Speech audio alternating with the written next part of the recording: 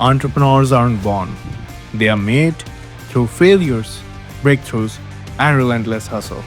Welcome to the Empowered Entrepreneur TV show. This is your host Rohit Soni, airing across 185 countries, 26 plus TV networks, 100 plus podcast stations. This is where visionaries share their unfiltered journeys, strategies, and game changing insights. Your success story starts here. This is more than just a show, it's a movement. Watch, learn, and elevate.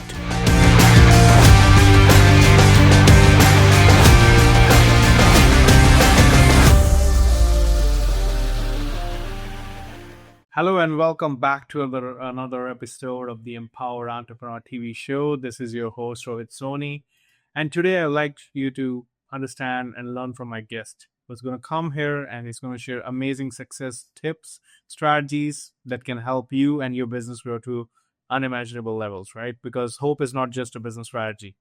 It's on leading with discipline and desperation and not desperation. So one of the big things that I've learned in business and life is that when you have a roadmap, when you have a success strategy, when you have someone who can guide you, things become way more easy. And that success path that's usually long, that becomes short because now you have people who can guide you and who can support you. Okay. So if I were to share with you the little bit background of my guest today, I'll share. After serving over 9 years with the US Army and 28 years in corporate America with a multinational multi-billion dollar manufacturing company, Chuck Knabusch founded 13 Business Solution LLC and wrote a book, Hope is Not a Business Strategy, How to Take Control of Your Business. So you get an idea of, that what we're going to talk to you about. So it never controls you. Business should not control you. You should control it. He now works to support and assist CEOs, business leaders, and organizations around the world to improve their business strategy.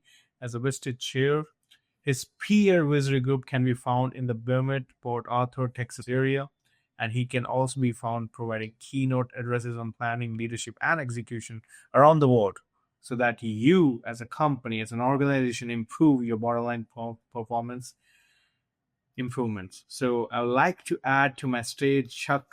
How are you, my friend? How's everything going? Thank you, Rohit. Appreciate that intro. Yeah. So, like we call you business strategist, right? And we call a lot about business. So if you can just share with us, Chuck, a little bit background about you, how you started, a little bit about your journey, that would be awesome before we go into the strategy part. Well, I love operations. I love getting things done, solving problems. And that probably started all the way back when I was in the military. I was a small unit. We'd go out and we'd support a much larger unit for communications. But in order to go ahead and do that, we needed things like food, fuel. We needed to know where to go.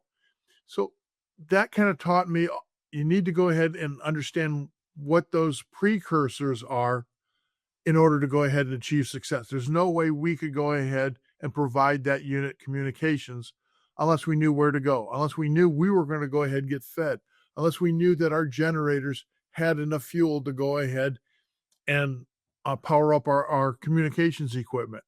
So that's why I'm real big into planning and understanding even an idea of a plan, because you have to go ahead and think through what you want to do, what you don't want to do. And even when a plan doesn't go ahead and work perfectly, you've already had the time to think through what are your alternatives, and you've done it ahead of time rather than like under fire.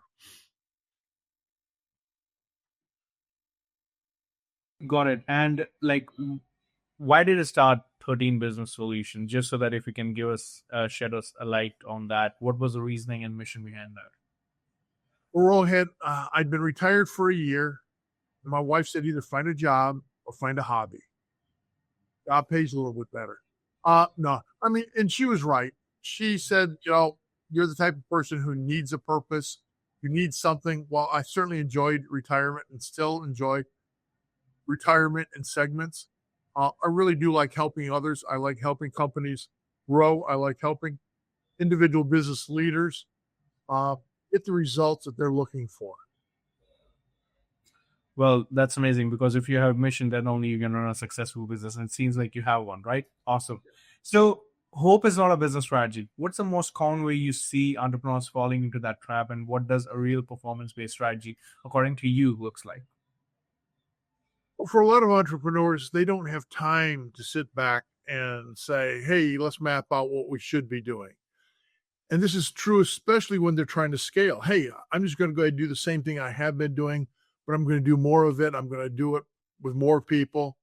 But the problem with that logic is if you don't know what your values are, how do you expect your new hires to understand your values?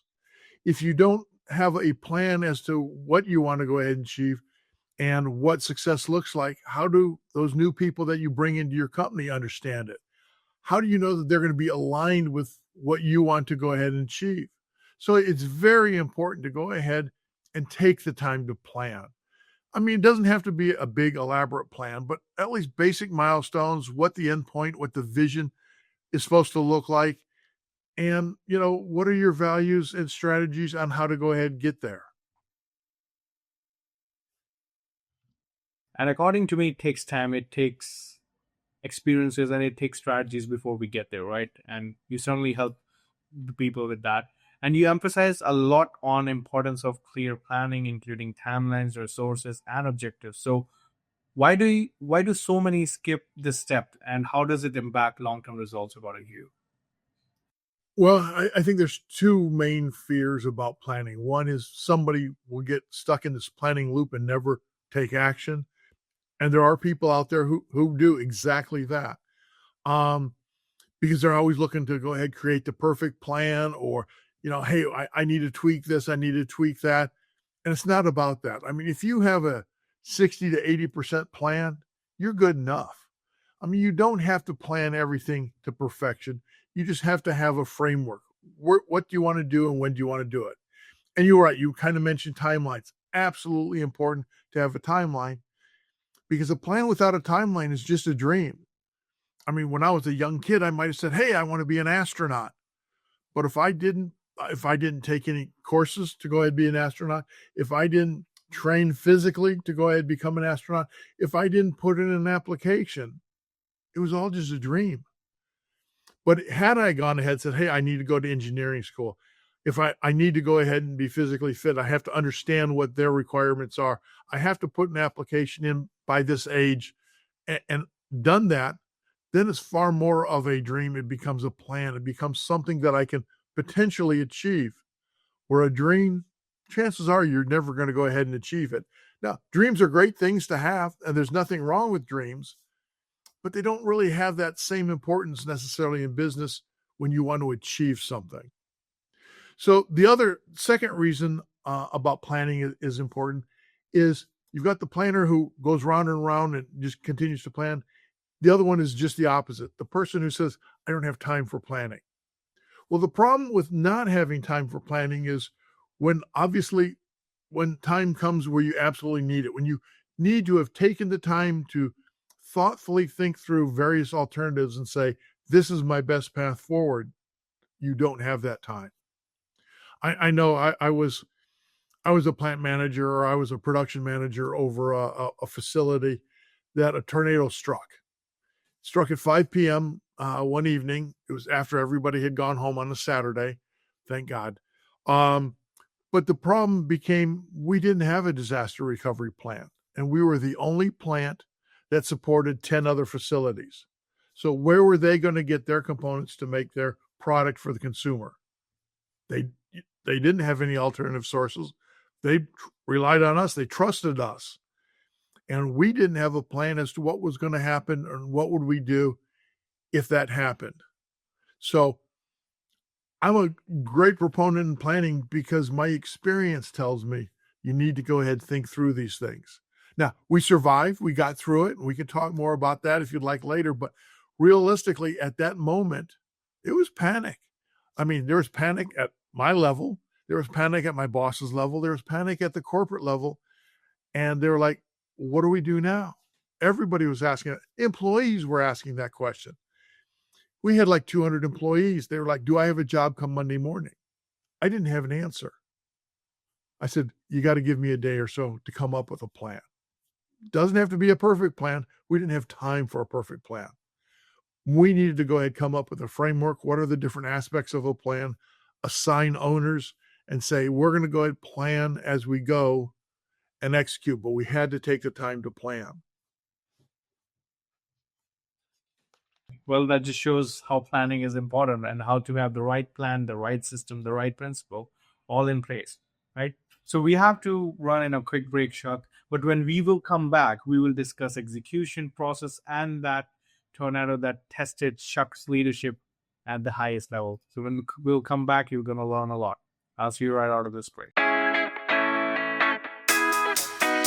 As a coach or a consultant, your focus should be on transforming lives, not struggling to get clients. That's where my company Amplify Media comes in to help you not just scale your business, but to consistently give you the revenue that your business deserves. We actually build a done-for-you lead generation acquisition system that brings in clients consistently so that you don't have to worry about where the next client is coming in. You focus on the most important thing that is scaling your business and impacting your own coaching clients. From high impact marketing and scroll stopping content to expert funnel creation, we take your business from point A to point B with precision. Coaches and consultants worldwide trust the company. We have over 277 plus clients, case studies all around the world, help tons and tons of businesses scale.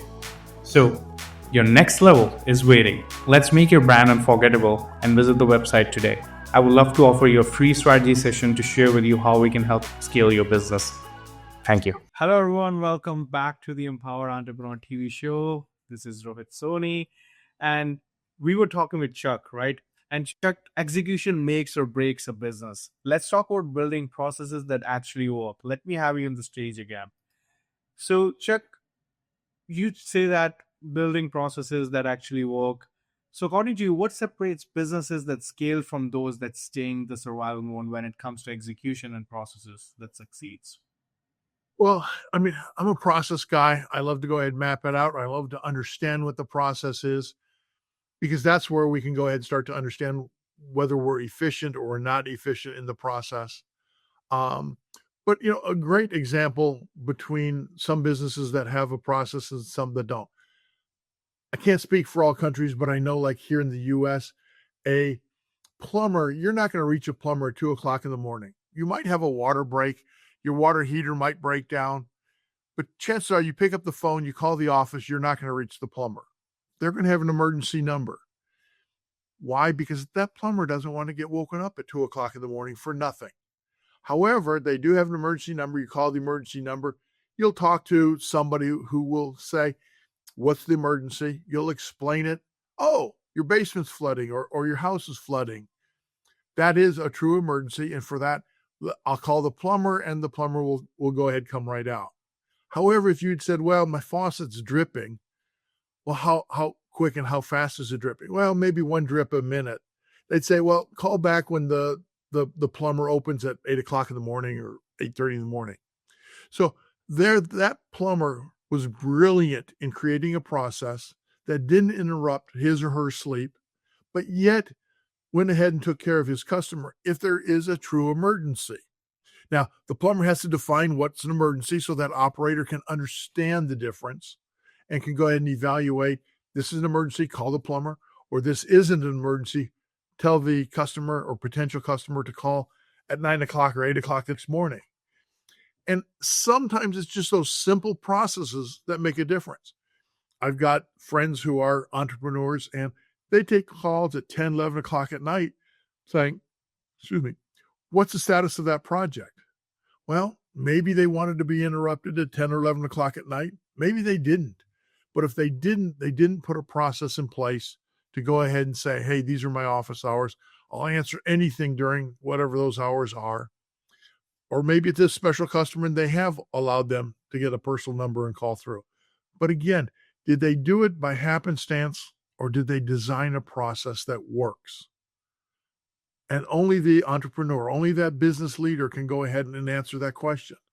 Now, that's a simple example, but I mean, it's the same thing on a far more complex situation.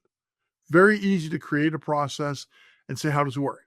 Why do we want process? Another great reason. Okay, I'm an entrepreneur. I'm doing something and I now need to go ahead and move on and do something different. I want to train somebody coming in. What do I normally do? Well, I sit down and I demonstrate it to them. I show it. Maybe they take some notes. Those notes then become the process. Now, did they take great notes? Maybe. Chances are probably not. So they're going to learn, and even if they are, they're going to learn shortcuts. They're going to try and find faster, more efficient ways to do it. Why? That's human nature. So now they say, well, I'm moving on to either another job or I'm moving up in the organization. I have to train somebody else. Chances are they don't pull out their notes and refer to them or hand their notes to the new person. What they're going to go ahead and do is say, from memory, let me demonstrate how you do it. Well, what about what you do only once a month or once a quarter or once a year? Do you always remember every aspect of that? Probably not. So it's really, really important to go ahead and have those documents or those processes documented so that documentation can be passed along. So you have exactly what you want to have happen. Now, it may be that as the business changes, as the process changes, somebody says, well, this is no longer right. What do I need to go ahead and do about this? Then you can have that discussion. You can redocument the process. You can update that documentation. But with it being documented, they can pass it down to that next person. Even if, heaven forbid, they have to leave in an emergency and somebody else has to handle it, they can just hand over the process. And if it's documented well, that next person may not run it smoothly, but they can get through it and they can run it. And I agree with you because at the end of the day, it's all about understanding the processes, right? If you understand it better, you're going to get results. If you don't understand it, like all of the things that I learned is don't worry about the results, work on the process. If the process is good, no matter what, you're going to get results. Absolutely. And if you don't worry about it, and if you only worry about the process, somewhere along the way, you'll start winning consistently. You'll start getting results. Maybe it will take maybe 5, 6, 7 more months, 10 months. But the moment you start hitting the mark, it's going to keep coming back. And that's what I've learned with my own business journey. Shifting gears. So, according to you, Chuck, why is defining expectations early such a powerful but often overlooked tool for growth in companies and businesses around the world? Well, I think you have to define expectations. You have to define what done looks like. You have to define what success looks like. Because what does the consumer want? What does the customer want? It may be totally different than what you're thinking about. We had a pool done during COVID. Bad time to go ahead and have a pool made. But we were staying at home a lot more. Grandkids were coming over a lot more. We needed a place to go ahead and entertain them.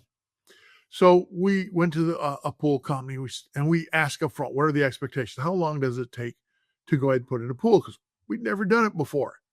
They said, well, it'll take probably about 6 weeks. We said, great. Now, the pool contractor was brilliant and said, well, but wait a second. We can't go ahead and start like tomorrow. It might be another 2 to 4 weeks before we start. I said, absolutely. Have no problem. I understand everybody wants a pool during this time. So they set expectations multiple ways. One, when are we going to start? And two, how long is it going to take? Now, had everything gone perfectly, we would have said, great. We know what the expectations are. This is what we can expect. And when it happens, we can go ahead and celebrate. They can celebrate. Everybody's happy. Now, COVID happened. Things didn't happen according to expectation.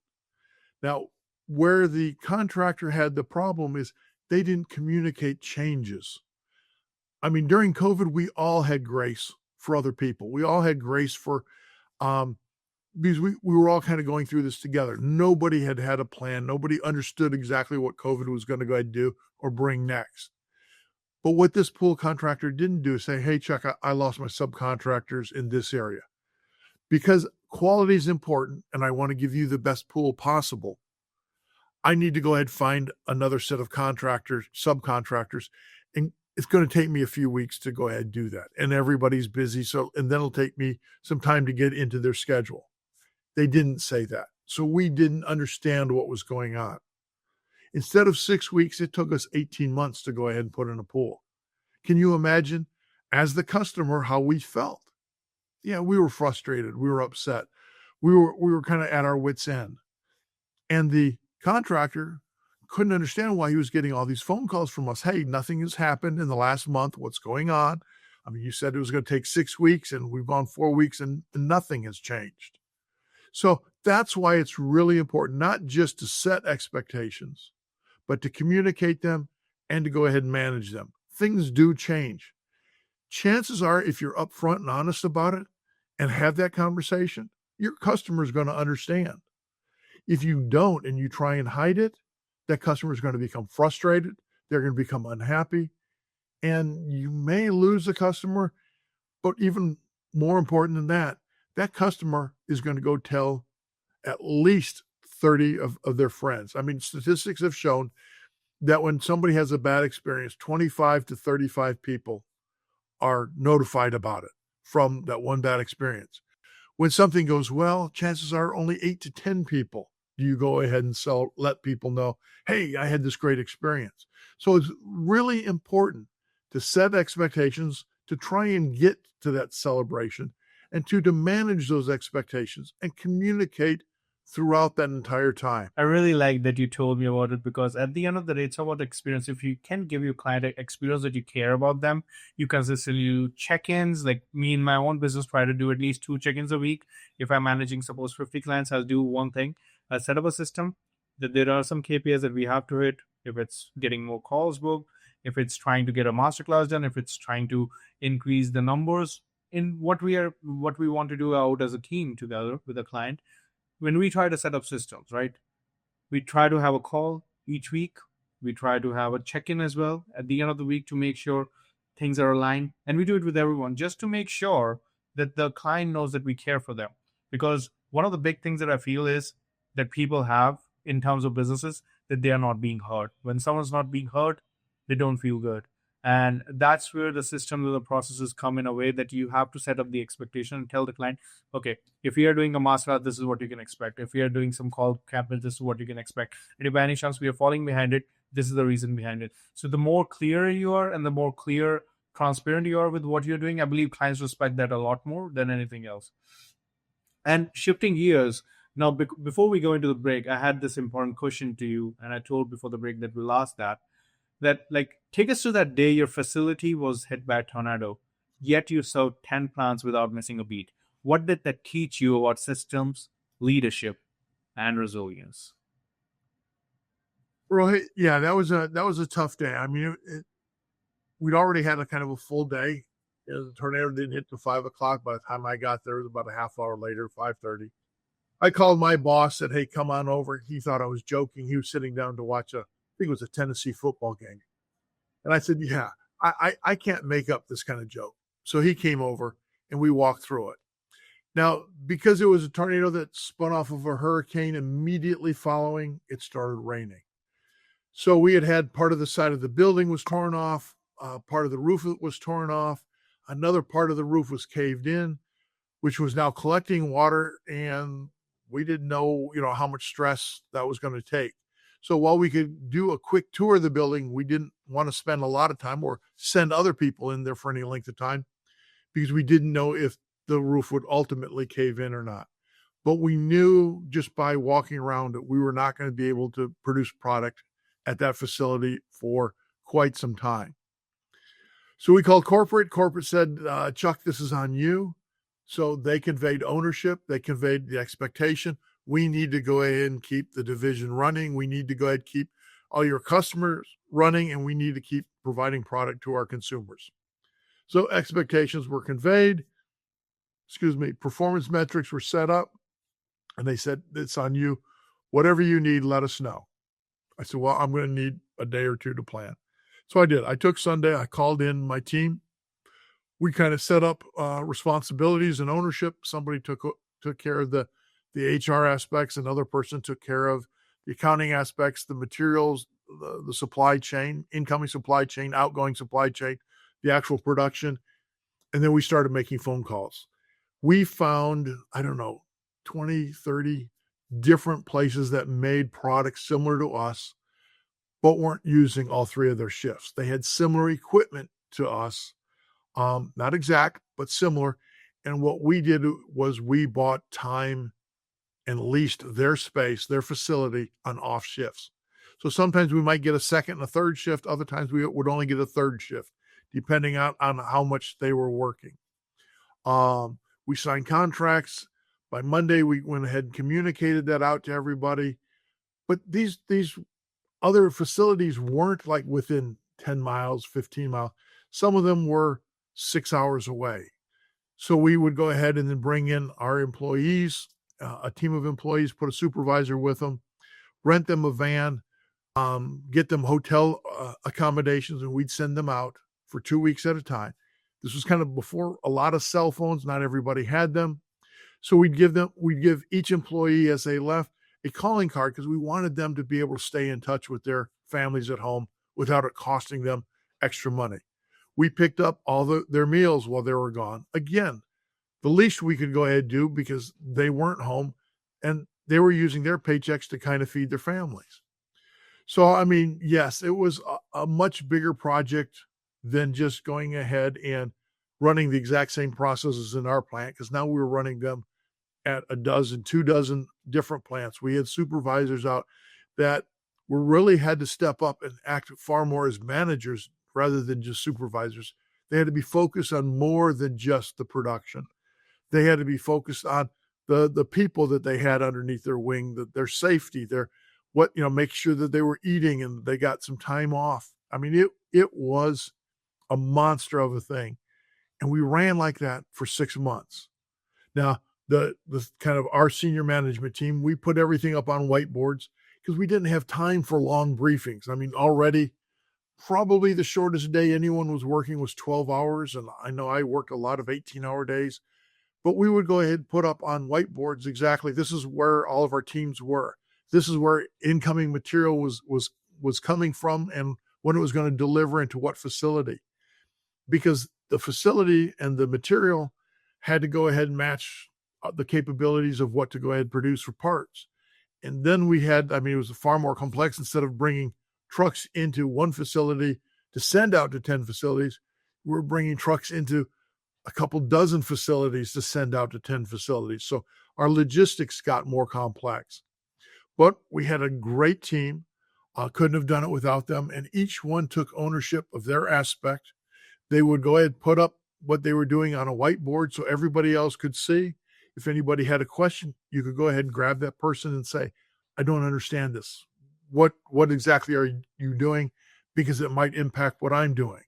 So we had these great conversations. We would have a quick 10-minute meeting at the quote unquote beginning of our day and probably another 10-minute meeting toward the end of our day just to go ahead and catch up and make sure everybody understood what was on the whiteboards.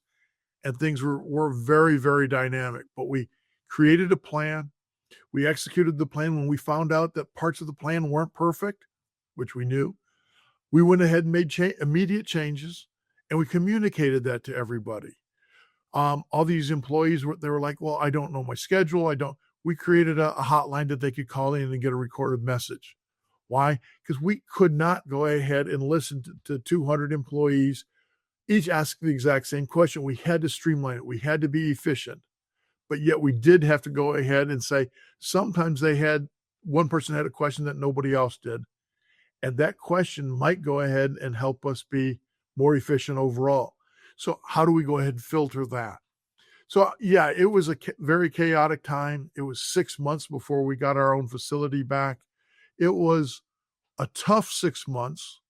But it was a very rewarding 6 months because within 3 or 4 days, we were manufacturing, parts were going out. Within a week, we definitely had more product going out to our customers who were producing product for our consumers. And ultimately, we were successful.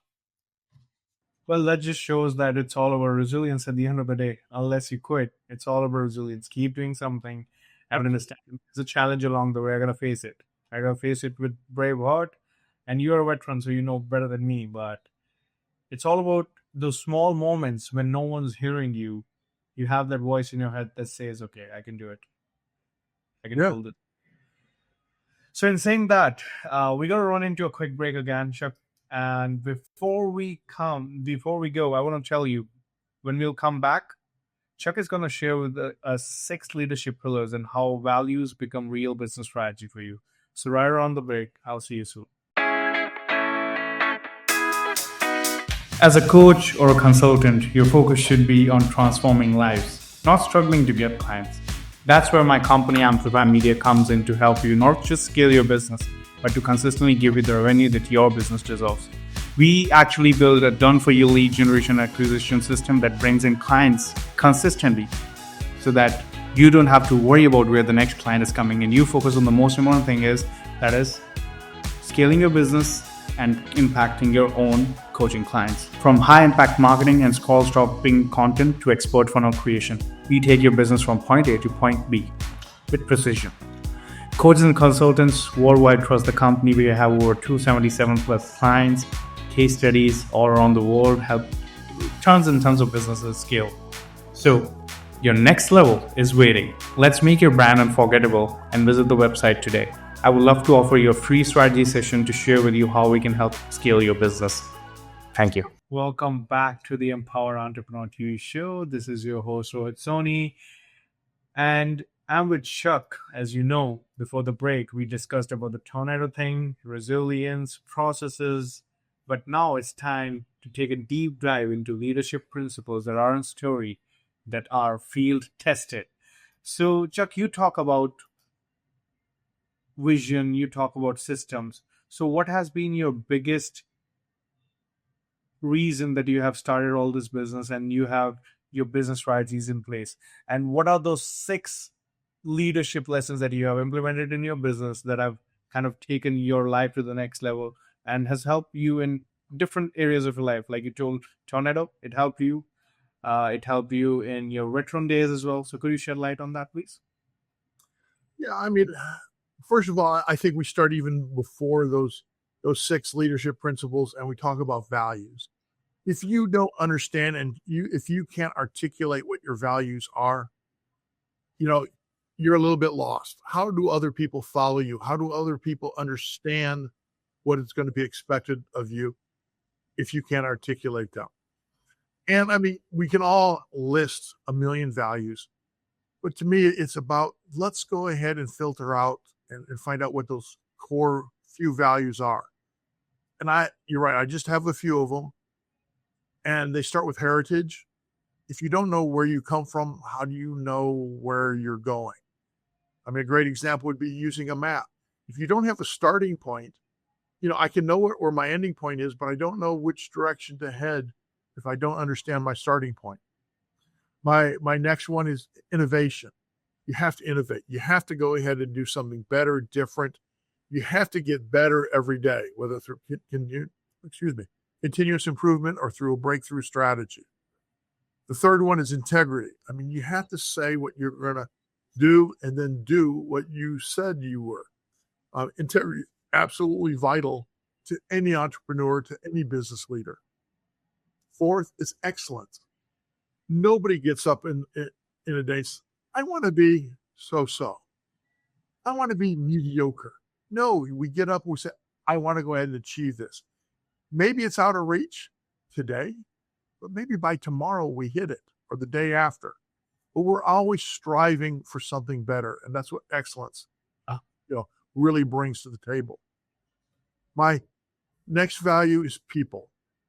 To me, if you don't value people, I mean, if you run over people, chances are your customers will learn that soon. Your employees will learn that soon, and you won't have either. So I think people to me is the very center of my values. I mean, if I'm always doing the right thing, chances are I'm taking care of people already. But I do need to go ahead and understand that it's people that are the center of my universe. And probably my next value is really just the understanding of time. Time is the only resource that we have that we can't get more of. I mean, I can make more money, work a little longer, work a little more. I can get more, whether it's fuel for my machines or electricity or pay my bills. There are ways to go ahead and achieve that. But since we don't know how much time we have, except the time in a day, but we don't know that we have the full day. So And we don't know what's going to happen. I mean, it's not just about life, but it's also about we don't know the next fire that's going to break out in our business. So we need to go ahead and plan efficiently and not waste time. I Now, completely get that part. I and don't know. are there core principles? Yeah, I mean, some of them overlap. I think integrity is certainly one that overlaps. I think ownership, because again, if you're taking ownership, you don't have to worry about accountability. You're not worried about, is this person doing this? No, they've taken ownership. You know they've got that. It also means you don't have to micromanage. Makes you a better leader and makes them a better follower. Communication. We've kind of talked about that in the first segment. If you're not communicating back and forth honestly and with integrity, sometimes that means a tough conversation. But you need to go ahead and have those tough conversations. Because when you don't and you let them fester, they're bad for everybody. You need to be flexible. Things change. Look at COVID. We talked about that a little bit earlier. Nobody in this world expected COVID whatsoever, but it happened. Those leaders that learned to pivot quickly were the ones who did the best during that period.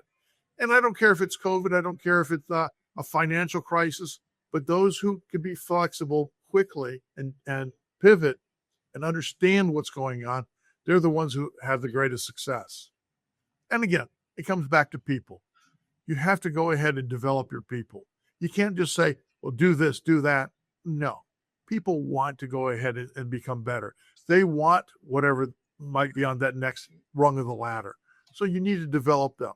At some point in time, you may need more leaders in your organization. So develop them. Find out who has that desire and develop them. Maybe somebody just wants to go ahead and learn some more math. Well, help them. It was interesting at one of our plants.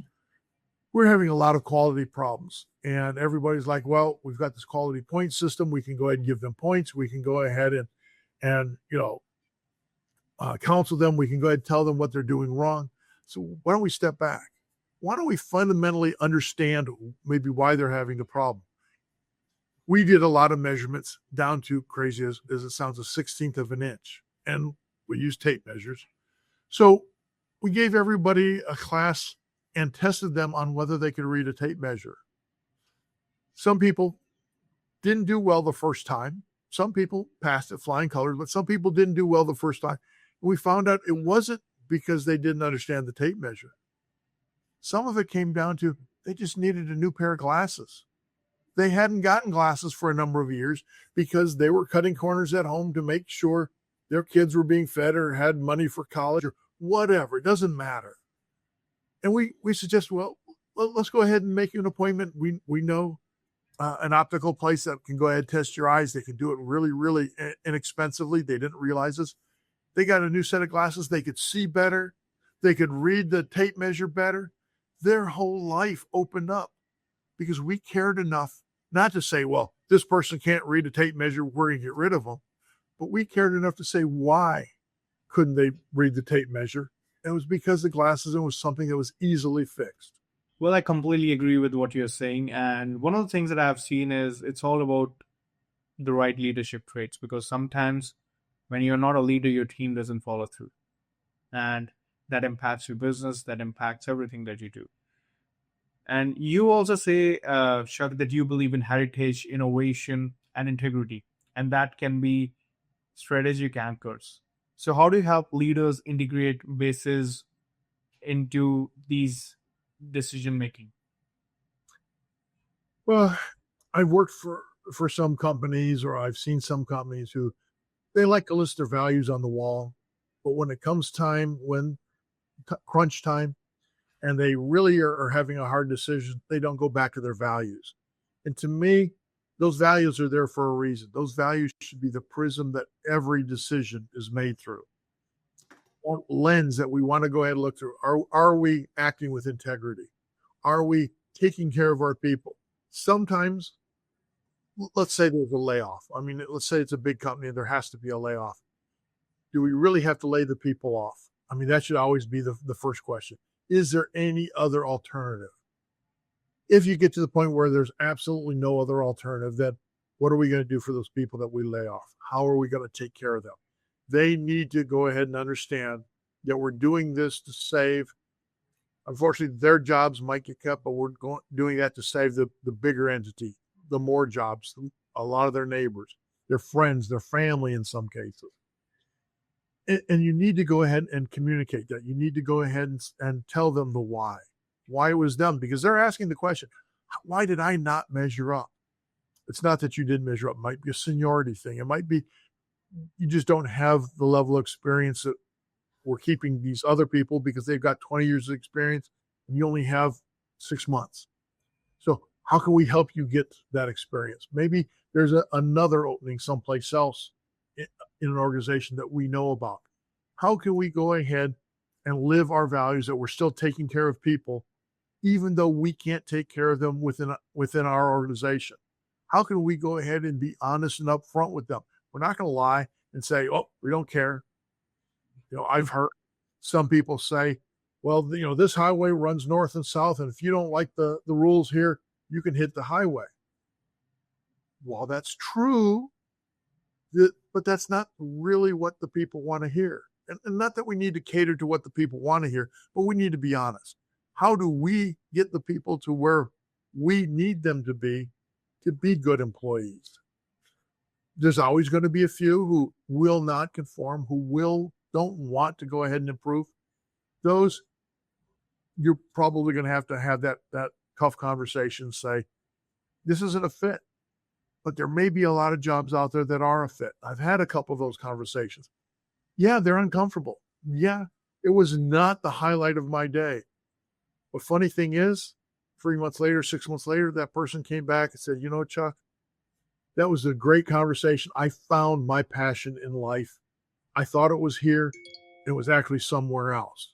So what a wonderful story that came out of something that was pretty tough to handle, because one, we had the integrity to be honest with them, and two, we cared about them. We cared about them as an individual.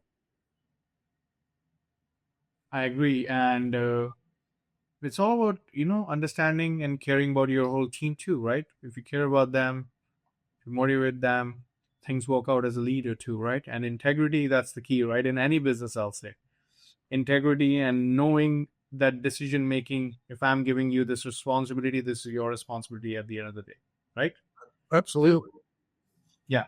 So we have to run into a quick break again, guys. But when we will come back, Chuck will share with us the myth about scaling and how time, not money, is your most limited resource.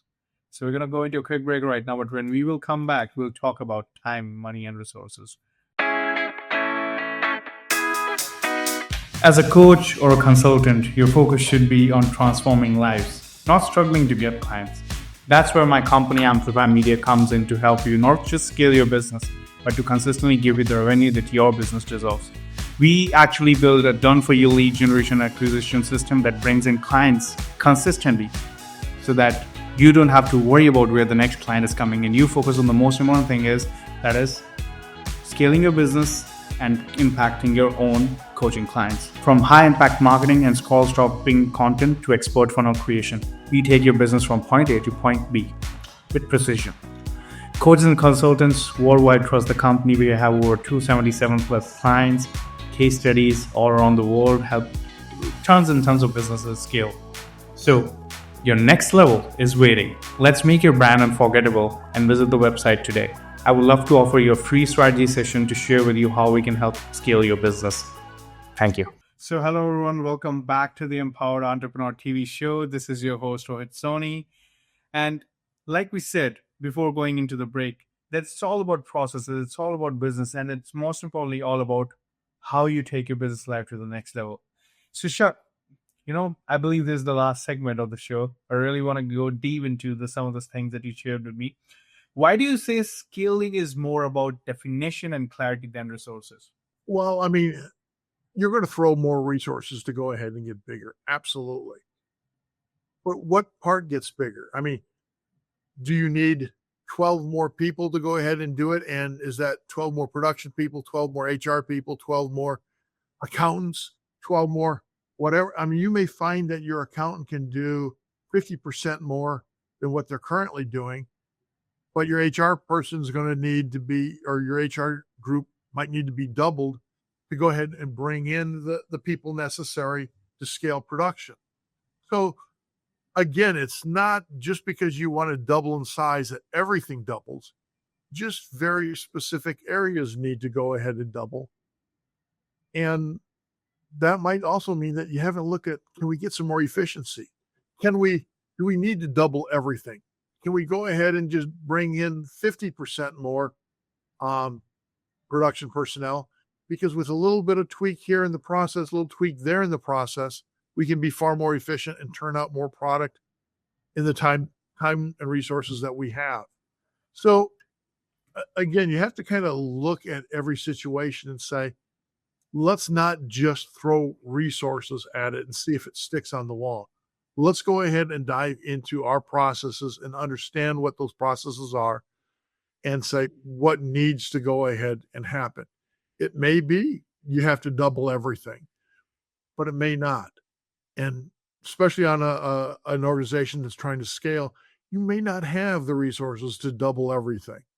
You may have to say, well, I need to do this. Well, and remember, when you're doubling things and you're bringing in a lot of new people, your quality might dip. So that might have an impact on your customer service group.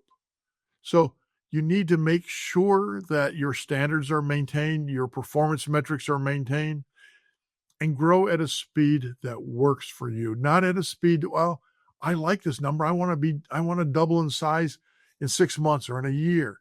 Well, that sounds great on paper. It sounds great to the leadership. Sounds great maybe to your stakeholders or shareholders or your investors. But is that really achievable based on what your processes will allow? I was working with one company at one point in time, and they wanted to go ahead and increase their business by their top line revenue by 50% in 18 months. Great. Loved it. They had a new sales team. They were going to go ahead and work on some new market areas, and they were going to do some really phenomenal things. I'm an operations guy, so I'm going to take what they say as gospel and said, okay, can operations perform that? Well, I was talking to the vice president of operations. Well, I don't know. Well, have you mapped it out? Well, no. We'll find out when it happens. Like then it's too late. It's kind of why not do the planning now to find out, is it possible? Do we need 20 months, 24 months to do it? Can we do it in the 18 months? So through a simple spreadsheet, some assumptions that we could then all confirm or say are wrong, we mapped out what it would go ahead and take to increase production to hit that 50% more top line revenue. And it was doable. There was some growth activity that needed to happen in some certain areas, not every. HR, we could then take that plan to HR and say, this is what we're going to need for additional people. And this is about when we're going to need them based on sales' plan as to when things would ramp up. Sales said, because they had only said, 50% more in 18 months, they hadn't broken it down. Well, we know nobody's going to wave the magic wand and 50% more sales in 18 months is going to happen. It's going to happen on some scale. Some of it might happen 3 months out, 4 months out, 6 months out. So you're going to see signs of it.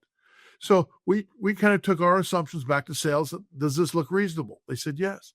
We could take it to HR and say, okay, if this is what happens, can you go ahead and provide this? They said yes. We went to accounting. Can our systems go ahead and do run for a larger payroll? Is there going to be any impact there? Well, we're going to need this or that to make this happen. We went to purchasing and said, are we going to be able to get enough raw materials to handle this? Well, this is great to go ahead and have this ramp up schedule. We now understand what we're going to need to go ahead and do. Now, the great thing about that is you've now created a plan. It's created milestones. There's timelines.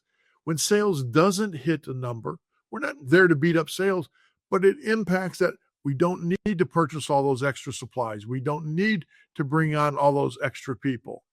We need to hold back. But now everybody sees the plan. It's not just poof, it happens 18 months from now. Well, it's all about understanding all those things, right? And Chuck, one last question that we have for you is how people can connect with you. How can they work with you? I'm easy to be found. I have a website at 13ten.com. You can go ahead and reach out at Chuck at 1310.com via email. I'm on LinkedIn. I do have a presence on Facebook. I don't do as much on Facebook as I do on LinkedIn. But yeah, I mean, it should not be hard to go ahead and find me anywhere. And one quick thing, I'll even throw up, I don't know if it's in the picture, a QR code that they can go ahead and scan. It has contacts. You can go ahead and set up, I think it's got my Calendly in there, so you can get a quick 30-minute meeting set up for free. Would love to just have a conversation. It's not a sales pitch, because ultimately it's going to be about a relationship. If I'm a fit for your organization to help you, I'd love to go ahead and help. If I'm not a fit, I understand that. I know other people. I can maybe make a referral, or we can talk about your issues, and maybe you'll get clarification even from that conversation. Thanks for being on the episode today. It was a pleasure to have you. I learned a lot, and you have kind of reminded us that real leadership is part of clarity, part of courage, and all action. Your story today has been a masterclass in building with discipline, not desperation. And we are honored to have you on the Empower Entrepreneur TV show. And I would love to wish you the best. And if anyone wants to connect with Chuck, I'm going to write all the details below on how you can call him. This is his Facebook, and this is his LinkedIn, and this is his website. So, Chuck, again, thanks for having and being on the show today. And I loved each and everything that you shared, and most importantly, the tornado story that actually kind of stick with me right now and is going to help me out a lot in resilience moving forward in life. So thanks a lot for being on the show.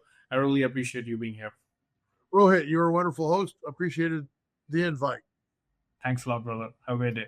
So this was another episode of the Empowered Entrepreneur TV show. This is your host, Rohit Soni. If you liked the episode, I would love for you to share with someone who wants to scale their business, who wants to learn the leadership strategies that Chuck shared, and also who wants to learn about resilience and the amazing story about the tornado. That I loved it.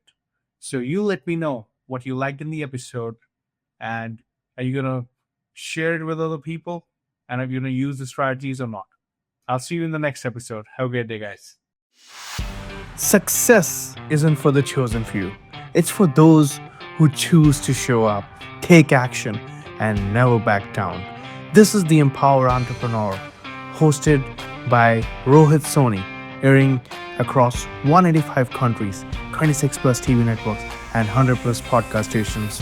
You've heard the strategies, you've seen the mindset. Now it's time to execute. I'll see you next week, every Thursday at 5 p.m. Pacific and 8 p.m. Eastern. Go, build, dominate. Until next time, stay empowered.